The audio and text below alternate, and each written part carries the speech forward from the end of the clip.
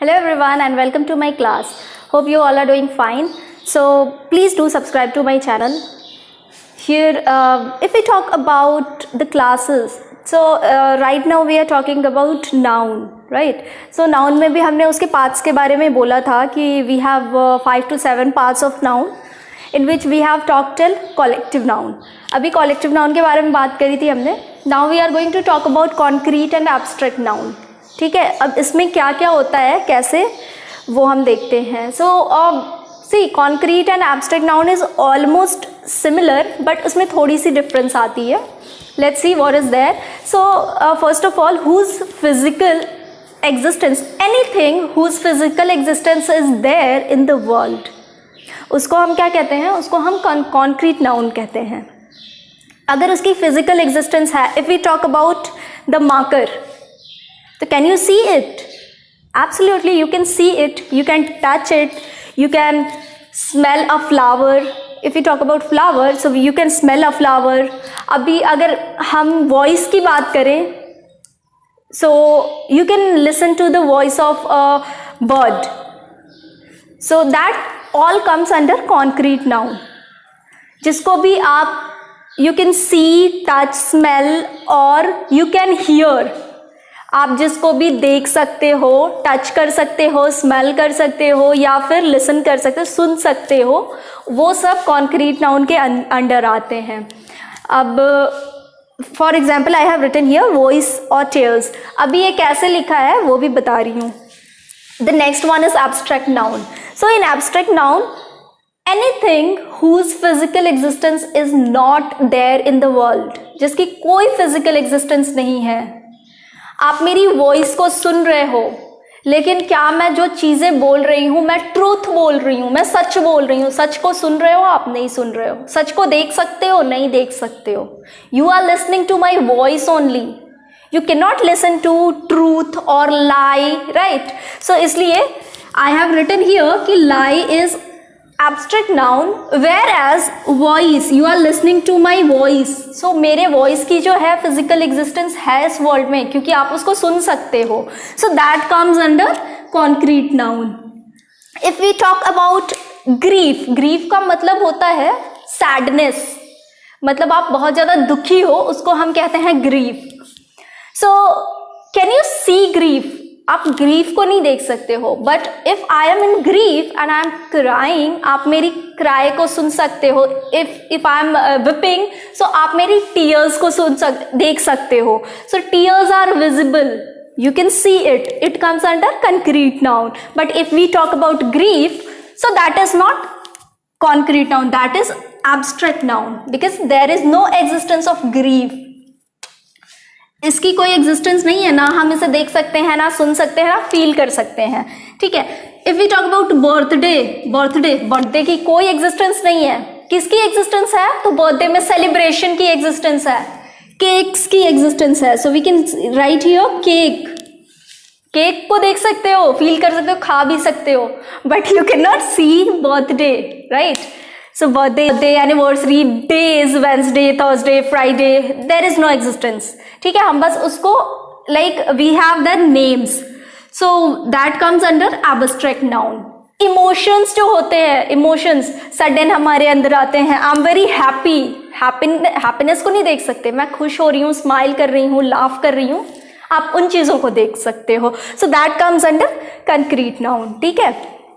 Now if we talk about subject, सो अगर किसी भी सब्जेक्ट, किसी भी सेंटेंस का सब्जेक्ट अगर नाउन हो, प्रोनाउन हो, या फिर हम कैसे उसे लिखते हैं, let's talk about that.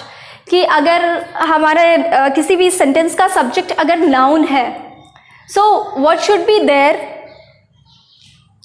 Smita is dancing. Smita जो है डांस कर रही है. तो ये तो बहुत ही सिंपल है. हमने नाउन और प्रोनाउन के बारे में we have taken a lot of examples. Smita dance कर रही है, ये एक सिंपल सेंटेंस है और इसमें कोई भी आपको प्रॉब्लम नहीं होगी. सी, स्मिता क्या कर रही है? डांस कर रही है. बहुत ही सिंपल सेंटेंस है. ही इज रनिंग, वो क्या कर रहा है? वो दौड़ रहा है. ठीक है. या फिर ही रन्स, आप सिंपल लिख सकते हो, ही रन्स. इसमें क्या है आपका? ये जो है, ये सब्जेक्ट, ये क्या है, ये नाउन है, और ये सेकंड सब्जेक्ट क्या है, ये प्रोनाउन है। सो नाउन में नेम्स आते हैं, प्रोनाउन में क्या होता है, ही, शी, इट, ये सब आते हैं प्रोनाउन, जो which are use instead of noun, noun की जगह पे जिनको यूज करते हैं उनको प्रोनाउन कहते हैं। We will have a discussion over pronoun as well in next videos, so upcoming videos. So here if we talk about, see, इन दोनों sentences में हमें जो इसकी meaning है वो बहुत ही clear है। स्मिता डांस कर रही है और वो कोई भी होगा, he is running, कोई एक लड़का है जो कि दौड़ रहा है, ठीक है। इसमें ये दोनों ही sentences clear है। run is good for health, अभी हम इसमें क्या बात कर रहे हैं कि run जो है, रन का मतलब क्या होता है, दौड़ना, तो run is good for health, दौड़ना हेल्थ के लिए अच्छा होता है। लेकिन क्या आपको ये सूटेबल लग रहा है, is it suitable? The sentence seems like incorrect या फिर इनकम्प्लीट। सो यहाँ क्या होता है कि जब भी किसी भी सेंटेंस की सब्जेक्ट वर्ब होती है, if the subject is verb, so we cannot leave the verb as subject, हम subject की तरह उसको use नहीं कर सकते हैं। so we have some of the solutions for that। अगर आपका जो verb है वो subject है, so we use ing with the verb, ठीक है। so we call it gerund, in which we have talked in the last video that हमारे ये parts हैं noun के, उसमें हमने gerund और infinitive की बात की थी। so here we are talking about ये जो gerund है, इसे ही हम जेरंड कहते हैं। जब हम वर्ब में ing यूज करते हैं, वर्ब में ing को जोड़ देते हैं वर्ब के फर्स्ट फॉर्म में, तो उसे हम जेरंड कहते हैं। So here run is good for health, ये सूटेबल नहीं लग रहा है, तो we can write here running, running is good for health. Is it now suitable? अगर आपको ये सही नहीं लगता, मतलब if you are thinking that नहीं, I am not going to use ing there, आपका मूड नहीं है ing यूज करने का, तो मेरे पास एक और सोल्यूशन है। You can use to run is good for health. यहां हम क्या कह रहे हैं कि टू रन, दौड़ना हेल्थ के लिए अच्छा होता है। So when we use to with verb, तो उसे हम क्या कहते हैं, इन्फिनिटिव कहते हैं। जब भी हम वर्ब के साथ, वर्ब के फर्स्ट फॉर्म के साथ टू का यूज करते हैं, हियर ऑल्सो वर्ब को हम ऐसे छोड़ नहीं सकते। आई हैव ऑलरेडी शेयर्ड कि वर्ब को हम कभी भी एज अ सब्जेक्ट ऐसे यूज नहीं करते, मतलब सिंगल वर्ब को यूज नहीं कर सकते। So we here whether you can use ing with the verb और you can use to before the verb, या तो आप उसके पहले टू यूज कर दो, टू का यूज कर दो, और या फिर आप उसके बाद ing लगा दो, both are correct. So when we use ing, we call it gerund, and when we use to before the verb, we call it infinitive.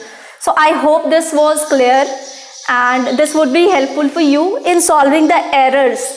So that is all for today. Thank you.